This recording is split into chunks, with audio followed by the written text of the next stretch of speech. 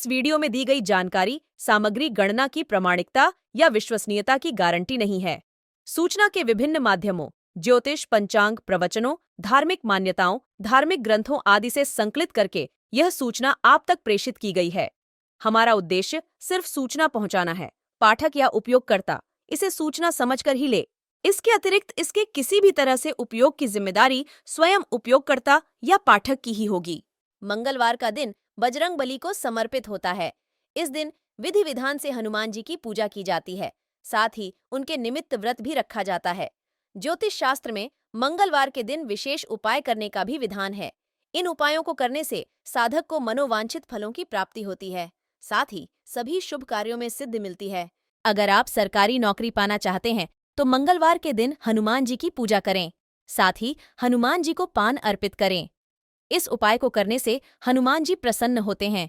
उनकी कृपा से जातक को मन मुताबिक सफलता मिलती है। साथ ही सरकारी नौकरी मिलने के भी प्रबल योग बनते हैं।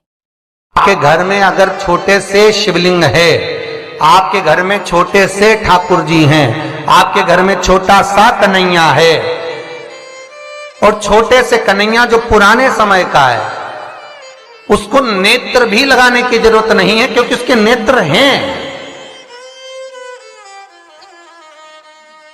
और मान लो तुमने इतना बड़ा कन्हैया ले लिया तो अरे बोलो तो जम के जरा, और उसका कोई एक नेत्र कहीं गिर गया, एक नेत्र कहीं चले गया, तो फिर दूसरा नेत्र लगाना पड़ेगा कि नहीं लगाना पड़ेगा? और अगर एक नेत्र पर रखोगे तो अच्छा लगेंगे कि ठाकुर जी? नहीं। तो नेत्र होना, जितनी बड़ी मूर्ति होती है, जितना बड़ा स्वरूप होता है, जितना बड़ा शिवलिंग होता है, जितनी बड़ी मूर्ति की स्थापना होती है, उतनी उसमें सेवा की और भाव की जरूरत पड़ती है। और पार्थिव शिवलिंग हो चाहे घर में शिवलिंग हो, घर में कोई भी मूर्ति हो, वो अंगुष्ठ की आकृति से बड़ी ना हो महाराज। बस इतना बड़ा स्वरूप शंकर का, इतना बड़ा स्वरूप कृष्ण का, इतना बड़ा स्वरूप राम का, तुम्हारे घर में जो भगवान है उसका स्वरूप इतना बड़ा। और पुराने हैं और कोई बड़ा स्वरूप है तो पूजन करो, मना नहीं है। अगर पुराना स्वरूप रखा है तो उसको कहीं देकर नहीं आना आपने को, कहीं उनको ठंडा नहीं करना, उनका विसर्जन नहीं करना, रखा है अब सेवा करो। पर कोई नई पूजन अगर बढ़ा रहे हो और कोई तुमसे कहे मंदिर बनाओ, इतना बड़ा शिवलिंग का निर्माण करो, तो कहते महाराज जी हम तो छोटा ही भला।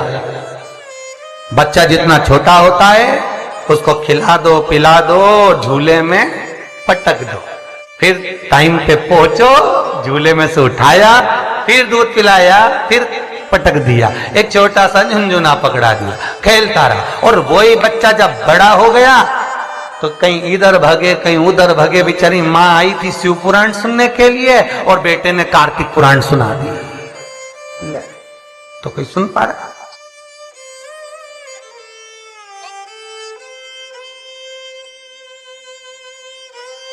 छोटा रहेगा उसकी सेवा। पार्थिव शिवलिंग का निर्माण माता पार्वती चाहती तो बहुत बड़ा शिवलिंग का निर्माण कर सकती, पर पार्थिव शिवलिंग माता पार्वती एक छोटे से पत्ते पर शिवलिंग का निर्माण करती, छोटे से पत्ते पर।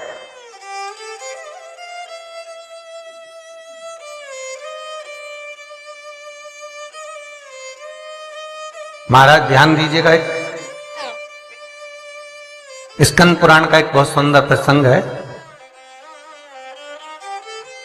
केल के पत्ते पर, बड़ के पत्ते पर, पीपल के पत्ते पर, बेलपत्री के पत्ते पर शिवलिंग के निर्माण का अलग अलग फल है महाराज, उसका स्मरण करिए जरा। महाराज केल के पत्ते पर, जब केल का जो पत्ता होता है उस केल के पत्ते पर जब कोई विशेष तीज की तिथि पड़े, कौन सी तिथि हो? तीज हो, जैसे हरतालिका तीज हो, कोई छोटी तीज, बड़ी तीज, और यदि आप तीज के दिन केल के पत्ते पर शिवलिंग का निर्माण कर कर उसकी पूजन अर्चना करते हैं, उसका स्मरण कर कर रात होने से पहले विसर्जन करते हैं तो नारी की अखंड सौभाग्यता रहती है। दूसरा क्रम, बड़ के पत्ते पर जो शिवलिंग का निर्माण करा जाता है वो दोपहर के समय के बाद जो समय 4 बजे से लेकर 6 बजे तक रहता है, बड़ के पत्ते पर उस शिवलिंग का निर्माण करा जाता है, छोटे से पार्थिव शिवलिंग का। ये काय के लिए होता है? तो कहा ये रोग मुक्ति के लिए होता है। कोई व्यक्ति बहुत रोगीला है और एक रोग के साथ उसके 4-4 रोग घिर रहे हो, मान लो उसको शुगर भी है, बीपी भी है, ये भी है, वो भी है, और उसको वो चीज, मान लो कोई व्यक्ति है उसका ऑपरेशन होने जा रहा है, एक सहज भाषा में लीजिए, और उसका बीपी ऊंचा नीचा हो रहा है, उसकी शुगर ऊपर नीचे हो रही है? तो क्या करना है अपन को? बड़का जो पत्ता होता है उस व्यक्ति से उस बड़के पत्ते के ऊपर शिवलिंग का निर्माण कराकर उसकी पूजन शाम को 4 बजे से लेकर 6 बजे के बीच में कराकर उसका विसर्जन कर दीजिए। फिर ना तो उसकी शुगर ऊपर जाएगी ना नीचे जाएगी, ना बीपी ऊंचा ना नीचा, उस व्यक्ति का आप आराम से ऑपरेशन करवा सकते। 24 घंटे के लिए उसके रोग को शिव अपने हाथ में ले लेता है।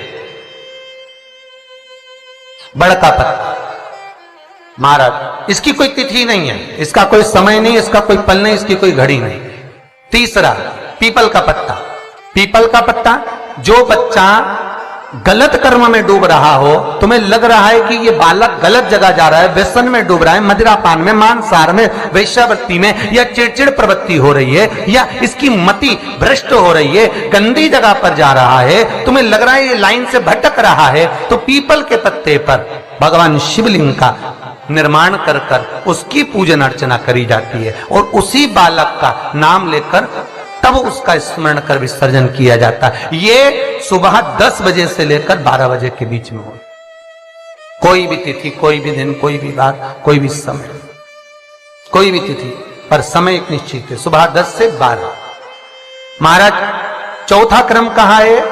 बेलपत्री के पत्ते की मध्य भाग। आप विचार करिएगा, बेलपत्री का पत्ता कोई इतना बड़ा तो होता नहीं, बेलपत्री का पत्ता होगा ज्यादा से ज्यादा एक हथेली के बराबर होगा, और बड़ा होगा तो और ज्यादा बड़ा होगा पत्ता। तो बेलपत्री के मध्य भाग में, बेलपत्री के बीच वाले भाग में महाराज, जिसका व्यापार नहीं चलता, व्यवसाय नहीं चलता, कोई काम आज की जगह कल हो रहा है, कल की जगह परसों हो रहा है, और काम जरूरी में होना चाहिए, या व्यापार कुछ दिन चल के बंद हो गया, कोई नया लाइन पकड़ रहे हो, नया व्यापार करने जा रहे हो, नया कोई काम करने जा रहे हो, तो बेलपत्री के मध्य भाग पर शिवलिंग का निर्माण करा जाता है। आप विचार करिएगा, जब बेलपत्री का मध्य भाग कितना बड़ा होगा, और उस पर शिवलिंग बनाना, तो एक छोटा सा शिवलिंग का निर्माण। मध्य भाग में शिवलिंग का निर्माण महाराज, ये केवल शिवरात्रि के दिन होता है। 12 महीने की जो भी शिवरात्रि हो, किसी भी शिवरात्रि पर आप उस बेलपत्री के मध्य भाग पर शिवलिंग का निर्माण कर कर अपना पैसा अगर डूब भी गया है, उसको पाने के लिए, अपने धन को वापस लाने के लिए आप इस शिवलिंग का निर्माण कर कर आप इसका विसर्जन कर सकते हैं। अब इसकी समय सीमा कुछ भी नहीं, बस सूर्य अस्त होने से पहले इसका निर्माण हो और इसका पूजन होकर स्कंद पुराण और लिंग पुराण के अंतर्गत इसका भाव है। जी बाबा जो नाथ द्वारा में विराजते हैं, कहां रहते थे? अरे बोलो जम के, गोवर्धन, जतिपुरा। और जब उपद्रवियों ने उपद्रव मचाया, श्री जी बाबा को घास की गाड़ी में छुपाया, लेकर रातों रात ब्रजवासी चले। कहां जाएं, मार्ग भटक गए, वापिस आ गए उसी जतिपुरा में। तब भगवान को लगा, श्रीनाथ जी को लगा, ठाकुर को लगा, अगर मेरे ही स्वरूप को ये तोड़ देंगे तो भक्ति स्फुटित कैसे होगी, भक्ति का प्रचार कैसे होगा? तो श्री जी बाबा ने महादेव को याद करा। शंकर भगवान एक ब्रजवासी का रूप लेकर आ गए, जिनका नाम था बूढ़ा महादेव।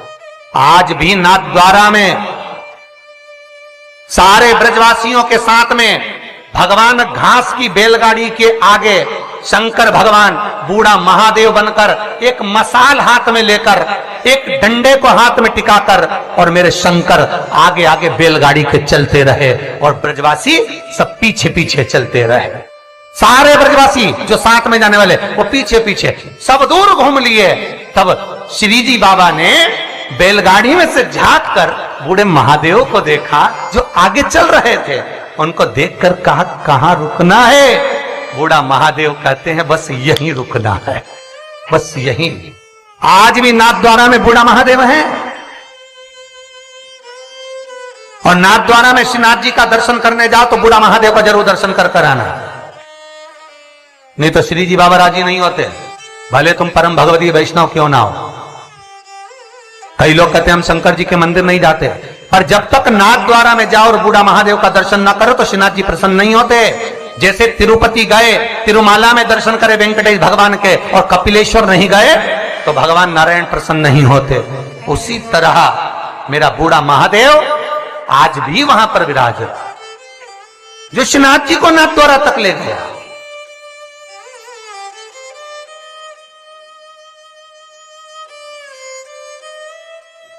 अब कई वैष्णव कहते हैं हम श्रीनाथ जी वाले, हम ठाकुर जी को, हम शंकर जी के, तो शंकर जी तो लेके नाथद्वारा गए।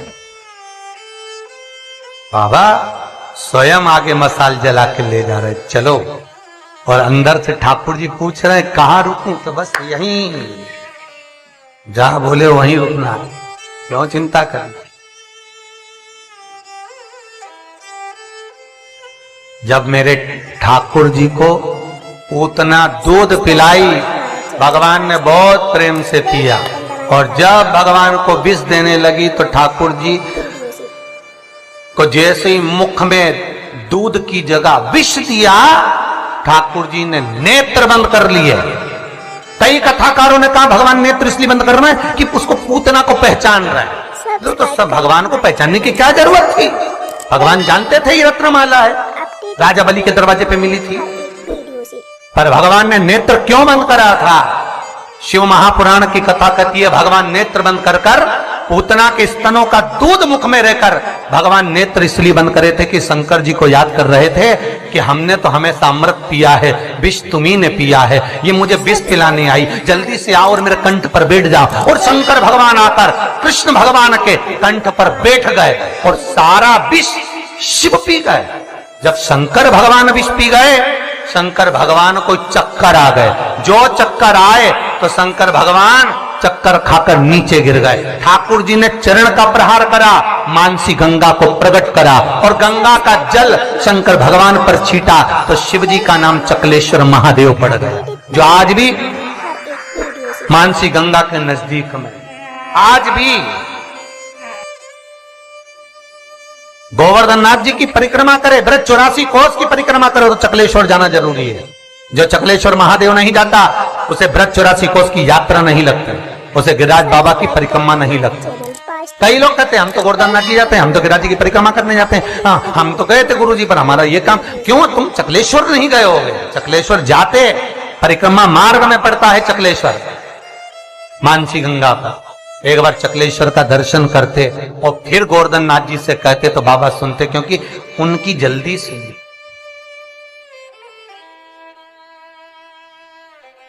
जल्दी सब्सक्राइब करें हमारा channel Vastu facts, bell icon दबाएं ताकि आप सुना जा हमारे हर एक वीडियो से। हम उसको ज्ञात नहीं कर पाते। हम कई लोगों ने भगवान को बांट दिया, साहब ये राम वाला, ये कृष्ण वाला, ये ठाकुर जी वाला, ये शंकर जी वाला, पर देवता कभी नहीं बटे। तुम्हारी बुद्धि से तुमने भगवान को बांट, क्योंकि तुम जब अपने घर को बांट देते हो, परिवार को बांट देते हो, तो फिर भगवान को बांट दिया, भगवान नहीं। तो दोस्तों, यहाँ पे हमारी वीडियो समाप्त हुई। उम्मीद करती हूँ हमारी ये जानकारी आपको जरूर पसंद आई होगी। हमारी वीडियो को लाइक जरूर करें और हमारे चैनल को सब्सक्राइब और शेयर करना ना भूलें। जय श्री राम,